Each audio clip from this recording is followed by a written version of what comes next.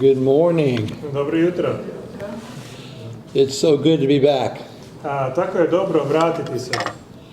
I was thinking yesterday as I was traveling Razmišljao sam jučer dok sam putovao how things are different now for me and for you since the first time I came. kako su stvari drugačije od onog vremena kada sam prvi puta došao ovome. I was a little bit younger, Bio sam malo mlađi, only a decade or two. samo jedno desetljeće ili dva. I had more hair than I have now, Imao sam više kose nego sada and it's a different color than it is now. i druge boje je bilo. And as I was going through passport control yesterday in Frankfurt, I dok sam jučer prolazio kontrolu na aerodromu u Frankfurtu, the passport officer was the same age as my granddaughter. taj službenik je bio isti godina kao moja unuka. When I gave her my passport, she looked at me and she began to snicker and laugh. I kada je pogledala moju putovnicu, onda se počela smijati. And I really couldn't figure out why. I nije mi bilo jasno zašto. I thought, I haven't had a salad for lunch, so I don't have anything stuck in my teeth that I know of. Lettuce or something stuck in my teeth. Nije mi nekakva salata ili nešto zapelo između zuba. So I don't know why she was laughing. Tako da sam se pitao zašto se onda smije. And then she said to me, I onda mi je rekla, I've never checked the passport of Santa Claus before. nikada još prije nisam provjerila putovnicu od Djeda Mraza ili Djeda Božićnjaka. Things are different now than they were the first time I came. Stvari su drugačije nego onda kada sam prvi puta dolazio. And even the first time I came and I preached for you, I prvi puta kada sam došao i to sam propovijedao, I preached from my Bible. Propovijedao sam iz Biblije. And now I preach from my telephone. A sada propovijedam iz mobitela. The same words, I promise you. Ali iste riječi, obećavam. As we spend time together, Mislav has already told me that when I'm finished, he's going to quit translating, whether I'm finished or not. Mislim mi je rekao da kada budemo gotovi, Mislav će prestati govoriti bez obzira je li John prestao ili nije. So the chore is for both of us to finish at the same time today. Tako da imamo zadatak da obojice završimo u isto vrijeme. My notes are much bigger today, so I can see them. Moje zabilješke su puno veće, tako da ih mogu vidjeti. But let's go. Let's get this done. Ali krenimo da to izvršimo. You know, as I was thinking about what to share with you today, Dok sam razmišljao o tome što da podijelim s vama ovog jutra, I began to reflect on where I am in my life. počeo sam razmišljati o tome na kakvom mjestu se nalazim u svom životu. And where I want to be in my life. I što želim biti u svom životu. And I find things go back to basics the older I get. I što sam stariji, to stvari postaju jednostavnije. Things aren't near as complicated as I used to make them. I stvari više nisu toliko komplicirane kao prije. But today I want us to look at a passage of scripture that I know you've heard hundreds and hundreds of times. Danas želim da se vratimo na dio iz Svetog pisma koje ste čuli vjerojatno stotine puta. And that's always a chore for a teacher or a preacher to preach on something everyone knows about. I to je kao poseban zadatak kada se učitelj vraća na nešto što je jako puno, o čemu je jako puno govoreno. But let's give it a shot. Ali evo da pokušamo. Today I want us to do some exegetical hermeneutics, if we may. Danas želimo izvršiti jednu egzegetsku hermeneutiku, ako mi dozvolite. You didn't know I knew that word, did you? Vjerojatno niste ni znali te riječi. But I think it's only fitting given the week that we're about to go into in celebration of the Institute. Ali mislim da je prikladno s obzirom da ulazimo u tjedan kada slavimo 25 godina instituta. You know, in my library at home, I have shelves and shelves and shelves of commentaries and Bible studies. Kroz svoj život sakupio sam na svojim policama police komentara biblijskih. But I found the best commentary on the Bible is the Bible itself. Ali shvatio sam da je najbolji komentar na Bibliju sama Biblija. So that's what we're going to do today. I to je ono što ćemo danas učiniti. You know, we're going to look at chapter 5 of the book of Matthew. Pogledat ćemo u Matejevo evanđelje 5. poglavlje. And don't worry, we're not going to talk about the entire Sermon on the Mount. I nemojte se brinuti, nećemo proći cijelu propovijed na gori. We're not even going to talk about the entirety of the Beatitudes. Ili nećemo govoriti o svevremenosti ovih blaženstava. Although I think it's a bit risky to pull one of the Beatitudes out without talking about the others, but we're going to try anyway. Ali malo je riskantno uzeti samo jedno blaženstvo, a da se ne spomenu ova ostala. Ali evo, pokušat ćemo. I'm not sure where the word beatitude came from. It was man-made. God didn't say the word beatitudes. I'm going to tell you the beatitudes. Ne znam od kud dolazi ta riječ blaženstvo, to su ljudi izmislili, to ne dolazi od Boga. But why do they come at the very beginning of Jesus' ministry? Ali zašto dolaze na samom početku Isusove službe?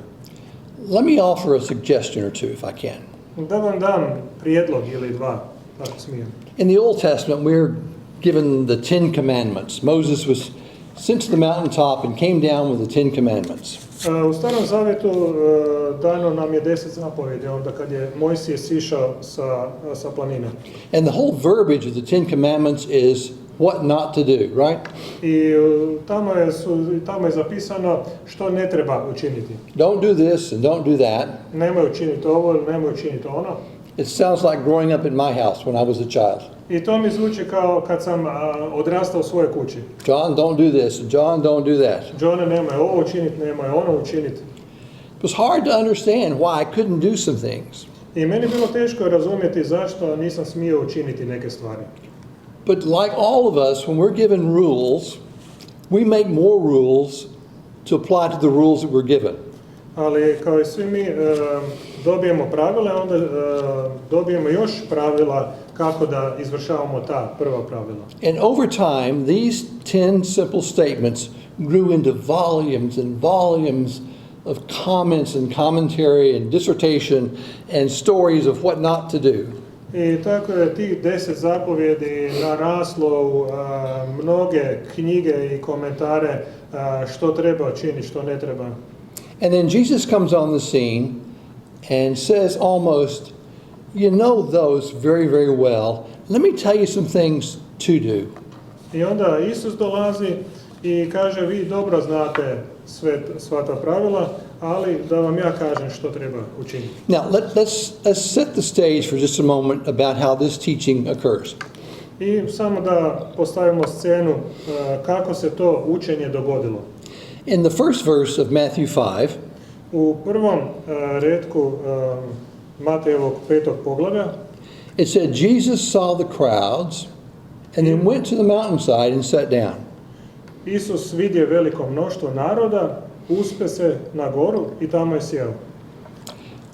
Now, my understanding has always been I moje razumijevanje je uvijek bilo that Jesus was talking to the crowd.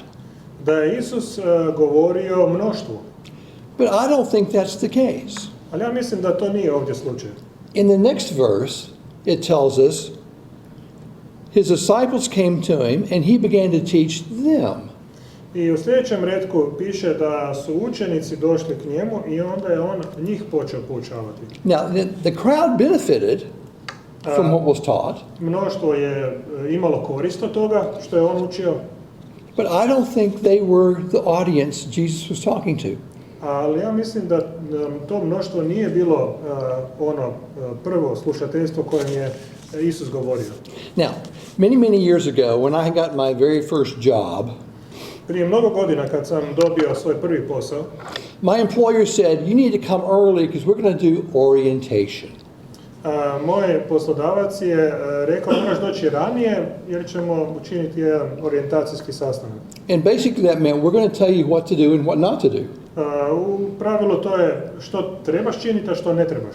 And that whole phrase is morphed until today. We don't use the word orientation anymore. Mi danas više ne koristimo tu riječ orijentacija. We call it onboarding. Mi to zovemo da dođeš Onboarding. I u Hrvatskom se kaže onboarding. kako na hrvatskom, da dođeš na palubu, da se ukrcaš na taj brod. You don't have that phrase yet? No. Oh, good. Thank goodness you don't have that phrase. Hvala Bogu da nemate tu frazu. It's a fancy way to say, we're going to teach you what your job is all about. To je ovako otmeni naziv da kažemo kako da te naučimo što će biti tvoj posao. So we have Jesus standing at the top of the mountain. His disciples are in front of him. Isus sjedi na vrhu gore i njegovi učenici su oko njega. And I think, we don't know, but I think what he has heard for several days now is, teacher, what are we going to do? Mislim da se to dogodilo, da je on već nekoliko dana slušao od svojih učenika, učitelju, što ćemo učiniti? I was a very successful fisherman. Ja sam bio vrlo uspješan ribar. One was a very successful tax collector. Jedan je bio uspješan carinik. Now what do I do? Što da činim? And here's what Jesus said. Here's what you do for the rest of your time with me. I onda im Isus kaže, ovo trebate činiti cijelo to vrijeme koje ćete biti sa mnom. When you encounter people who have questions, here's what you say to them.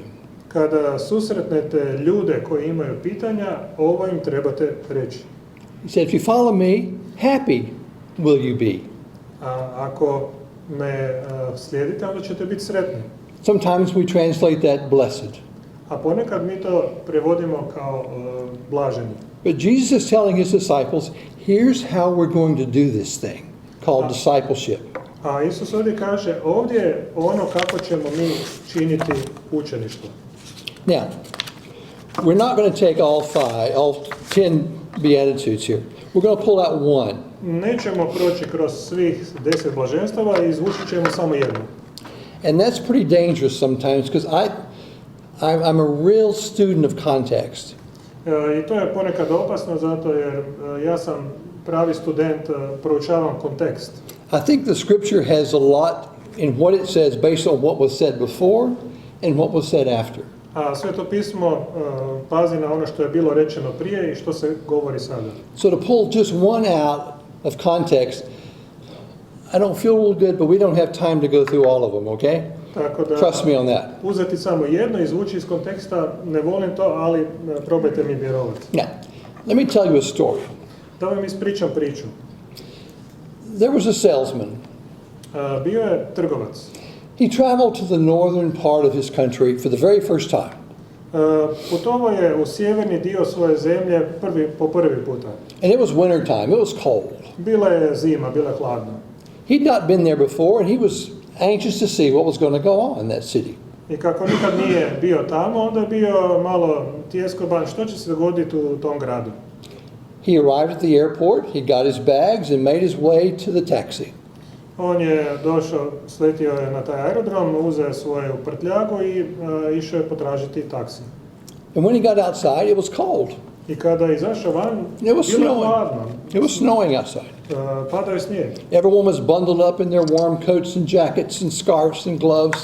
I on je bio dobro obučen u svoju jaknu, šal i rukavice, kapu. But nobody had any shoes on. Ali nitko nije imao cipele. They were all barefooted. Svi su bili bosonogi. He thought, oh, maybe it's just the airport. A on je mislio, pa možda je to samo aerodrom. He got to his hotel. Došao je u svoj hotel. He was met by a gentleman to take his bags. Došao je jedan gospodin koji se pobrinuo za njegovu prtljagu. He was dressed very prim and proper in his hotel uniform.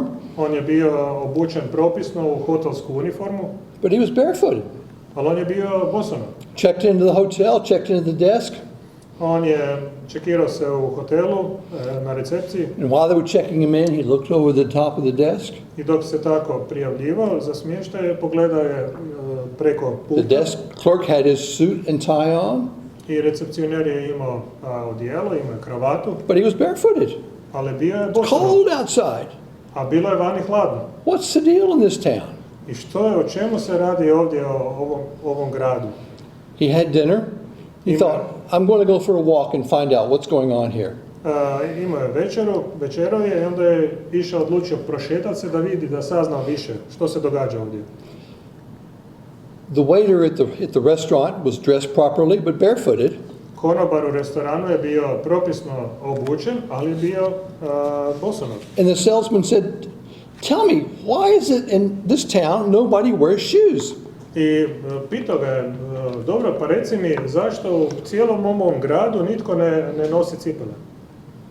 The waiter said, I don't know. A konobar je rekao, ne znam, I've just never worn shoes. ja nikad nisam nosio cipele. So he goes out on the sidewalk and he walks trying to find the answer to his question. I tako je išao hodati po pločniku i pokušao naći odgovor na njegovo pitanje.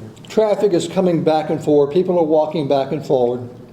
Promet ide, ljudi hodaju, They dress appropriately, jackets, coats, scarves, gloves, but no shoes.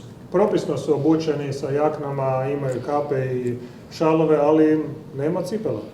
And he noticed as he walked, ever so often on the corner, there would be this tall building.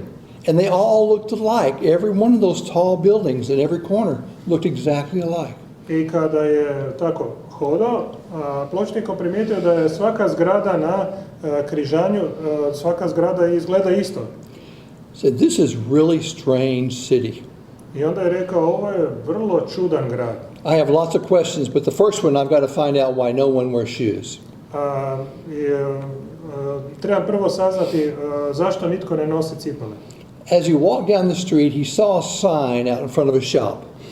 I kada je tako išao ulicom i naišao je na jedan znak ispred jednog dućana. And the sign said, shoe cobbler, a maker of shoes. Postolar, da. Znači, naš je naziv pred tim dućanom postolar. So this is really bizarre. If anyone can tell me why no one wears shoes, the man who makes shoes can tell me the answer to my question. I sad, ako mi nitko ne može odgovoriti na to pitanje, onda sigurno će mi postolar moći odgovoriti zašto nitko ne nosi cipele. So he walked in and he asked the cobbler his question. I tako je ušao unutra i upitao postolara pitanje. Why don't people in this town wear shoes? Zašto ljudi u ovom gradu ne nose cipele? And the cobbler kind of giggled and snickered. I postolar se onako nasmijao. He said, you know, when all our children are born, we put shoes on them. Kada se naša djeca rode, onda im stavimo cipele. Until they get old enough to decide for themselves I dok oni narastu i kad mogu odlučivati za sebe, if they want to continue wearing shoes. ako mogu nastaviti nositi cipele. He said no one else around wears shoes, so they take theirs off. I nitko ne nosi no one takes. And no one wears shoes, so they take theirs off and don't wear them anymore. I nitko ne nosi cipele zato jer su skinuli svoje. And he said, when we get married, we've got to have our shoes on. I kažu kada se vjenčaju, onda moramo imati svoje cipele. And when we die, I kada umremo, we die with our shoes on. mi umiremo sa cipelama, u cipelama. And the salesman said, this is really strange. But one more question. I trgovac kaže, ovo je jako čudno. Još jedno pitanje. I've noticed all around your city there are these buildings that all look alike. They're all on the corners. What are those buildings? I vidio sam te zgrade koje izgledaju isto na tim raskrižjima. Što su te zgrade? And the shoemaker said, well, those are shoe factories. Apostola kaže, to su tvornice cipela. Every 7 days, we stop what we do and we go to the shoe factory. Svakih 7 dana mi stanemo, što god radimo, idemo u tvornicu cipela. We sing songs to shoes. Mi pjevamo pjesme cipelama, We talk about shoes. mi razgovaramo o cipelama, We even pray to shoes. mi čak se i molimo cipelama, We just never put any on. ali nikad ih ne stavljamo na noge. Jesus is giving directions to his disciples. Isus daje upute svojim učenicima. He said, it's time that we show people how to wear their shoes. On kaže, vrijeme je da kažemo ljudima da počnu nositi svoje cipele. And what we're going to look at is just one little verse in chapter 8. Verse 8 of chapter 5. I ono što ćemo pogledati je 8. redak u 5. poglavlju. And here's what it says. I ovdje je ono što kaže. Blessed are the pure in heart, Blago onima koji su čista srca, for they will see God. jer će Boga gledati. Simple little words, aren't they? Jednostavne riječi, zar ne? To me, this is the most profound little 4 or 5 words in the New Testament. Ovo je za mene najdublje, najsmislenije riječi u Novom Zavjetu. Blessed are those who are pure of heart. Blago onima koji su čista srca. What's the consequence? What's the outcome? Koja je posljedica, koji je ishod? You will see God. Vidjet ćete Boga. Now, my Ukrainian friends have a phrase. Moji ukrajinski prijatelji imaju jednu frazu. It's called zrkala duši. Go ahead, say that. Zakala duši. There you go, there you go. What it means is mirror of the soul. Ta izreka znači ogledalo srca. If you want to know who somebody is, Ako želite znati što netko and what their character is, misli, što je njegov karakter, you hold a mirror to their soul. vi onda držite to ogledalo pred njegovom dušom. Verse 8 of chapter 5 is the mirror we hold to our soul. A taj redak 8. 5. poglavlja je ogledalo naše duše. You know, there are two things that I want to happen before I die. Postoje dvije stvari koje želim da se dogode prije nego što umrem. And I'm almost afraid to say them out loud because if I do, I may die. I bojim se to izgovoriti jer mi se onda čini ako ih izgovorimo da ću onda umreti. One is, I want to hear the voice of God. Jedno je da želim čuti Božji glas. Now, I know we talk about that all the time. Znam da o tome stalno pričamo. God's voice is in the birds, it's in the flowers, it's in the wind, it's in, you fill in the blank. Božji glas je u ptičicama, u vjetru, ne znam čemu. Samo punite prazninu. I want to be a Samuel, sound asleep, to be awakened by the voice of God. Želim biti poput Samuela, koji je zaspao i onda ga je probudio Božji glas. John, John, wake up. Johne, probudi se. It would scare me to death, I think.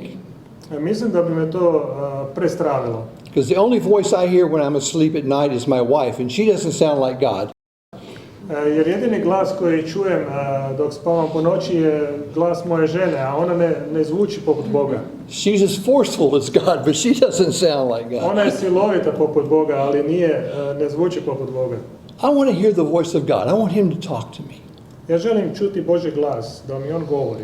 And the second thing I want is I want to see the face of God. A druga stvar koju želim je vidjeti Božje lice. Now that's scary too. I to je zastrašujuće. Because what happens when you see and look upon the face of God? Jer što se događa kada vidiš, kada pogledaš u Božje lice? God told Moses in Exodus, Bog je rekao Mojsiju u Izlasku, chapter 33, u 33. poglavlju, thus the Lord used to speak to Moses face to face.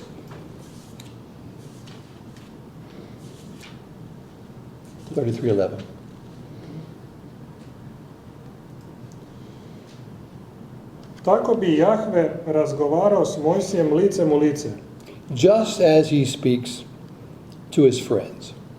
kao što čovjek govori s prijateljem. Wouldn't that be a wonderful conversation? Zar to ne bi bio divan razgovor?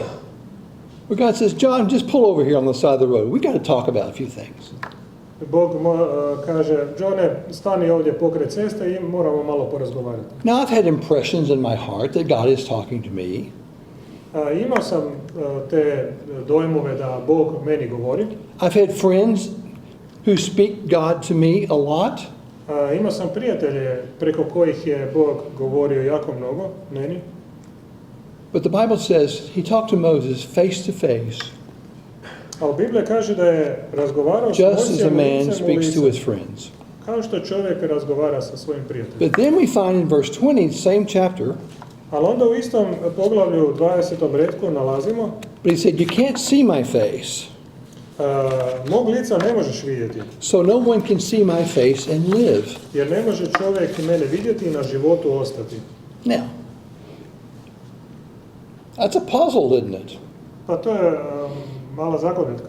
And we know what happens when people try to approach the Ark of the Covenant, I znamo što se and dogodi, God said, don't touch it. što se dogodi kada su ljudi pokušali pristupiti zavjetnom kovčegu. And annually during the festival time, when the high priest would go into the Holy of Holies, I kada za vrijeme svetkovine veliki svećenik ulazi u svetinju na svetinjama, they tie a rope around his leg lest he drop dead and they couldn't go in and get him.